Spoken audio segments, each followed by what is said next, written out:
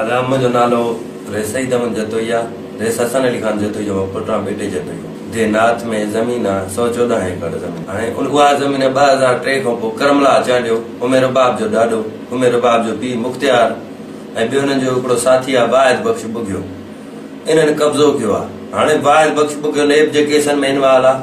18 लाख रुपए जो हिकिड़ो लाड़काणे जो लाशारी आहे वैद लाशारी उन खां हाणे ताज़ो जाली आर्डर ॾेई फिराड कयो उहो माण्हू असांजूं ज़मीनुनि जा केस खटियल कोर्टुनि ऐं असांखे कोर्टुनि ज़मीनूं ॾिनियूं आहिनि साॻी ज़मीन ॾिसो देनाथ जूं जजमेंटूं ॾिसो हे असांखे कोर्टुनि इहे ज़मीनूं ॾिनियूं आहिनि ऐं इहे साॻियूं ज़मीनियूं ज़रई बैंक में मेड़ ज़रई तरक़ियाती बैंक में असांजे नाले सां गिरवी पिया आहिनि। अदी उमेर बाप जो भाउ सदा चांडियो ऐं वाहिद बख्श बुगियो हाणे उहे ज़मीनूं असांजूं असां कोर्टुनि मां खटियूं आहिनि हर ॻाल्हियूं जॾहिं अदी उमेर बाप चए थी मां कोर्टुनि जो एतिराम कंदी आहियां त पोइ इहे असांजी शइ असांखे छो नथी छॾे। जेके बि हिते तरह जा बासर माण्हू सुठा माण्हू उन्हनि सभिनीनि खे असां इहे दावूं ॾिनियूं आहिनि। अच्छा हिन में उमेर बाप जो को हथ आहे या न?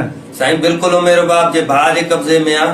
उन उमेर बाप वारनि जो जेको वाहिद बख्श बुगियो आहे जंहिंजूं ॾिसो इंटरव्यू कैंसल थियल आहिनि। वाहिद बख्श बुगियो जेके डीडीओ रेवेन्यू रिकॉर्ड 2008 में इंटरव्यू कैंसल कयो अथनि इहो उमेर बाप वारनि जो ख़ासि माण्हू ऐं कमदार आहे।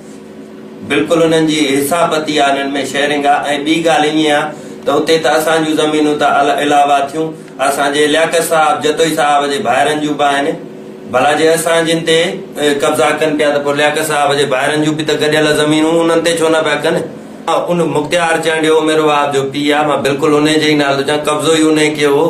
करमला चांडियो मुख्तियार चांडियो वाहिद बख्श बुगियो मेड़ तालके मां इहे कब्ज़े में अॻवान आहिनि ऐं जतोई साहब जा ख़ासि माण्हू आहिनि। साईं असांखे जेको चवंदा था अचनि त ज़मीन था हथ खणो ज़मीन तव्हांजी न आहे फिलहाल वग़ैरह वग़ैरह कूड़ा हणंदा था अचनि न हेतिरी ज़मीन तव्हां सोचो की 114 एकड़ ज़मीन साईं थोरी ज़मीन न आहे हूंदी न जेकी बैंकुनि में गिरवी आहे कोर्टुनि मां खटी वेठा था ॾिसो था त पोइ बि नथा मञनि नथा ॾियनि त इहे माण्हू घटि हूंदा कोर्टुनि जे फ़ैसिलनि ते अमल नथा कनि।